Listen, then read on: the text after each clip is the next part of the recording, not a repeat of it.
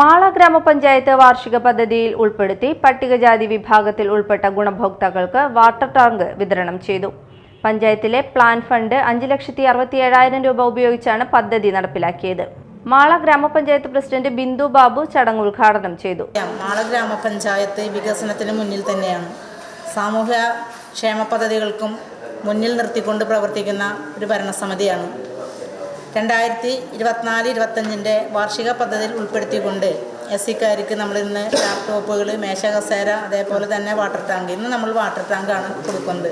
ഒട്ടനവധി പ്രയാസങ്ങളിലൂടെയാണ് ഇനി വരാൻ പോകുന്നത്. വെള്ളത്തിൻ്റെ കുടിവെള്ള ക്ഷാമത്തിന് മുന്നിൽ കണ്ടുകൊണ്ട് തന്നെയാണ് ഏറ്റവും മികച്ച ടാങ്കാണ് നമ്മൾ വാങ്ങിച്ചത്. 4,500 രൂപ വിലയുള്ള ടാങ്കിന് 925 രൂപയാണ് ഗുണഭോക്താക്കളിൽ നിന്ന് നമ്മൾ വാങ്ങുന്നത്. ഇത് കുറേ നാളുകളായി നമ്മൾ ആളുകളെ അറിയിച്ചിട്ടും പൈസ അടയ്ക്കാത്തതിൻ്റെ പേരിലാണ് നമ്മളിപ്പോൾ 120 ടാങ്ക് കൂടെ ഇറക്കി വെച്ചിട്ടുണ്ടെങ്കിൽ തന്നെ 50 ഗുണഭോക്താക്കൾ വന്നത്. 200 എണ്ണത്തിനാണ് നമ്മൾ കൊടുത്തേക്കുന്നത്, ഓർഡർ കൊടുത്തേക്കുന്നത്. അപ്പോൾ പലരോടും പല പ്രാവശ്യം പറഞ്ഞിട്ടാണ് നമുക്ക് ഇത്ര പേർക്കെങ്കിലും ഇന്ന് കൊടുക്കാനായിട്ട് സാധിച്ചത്.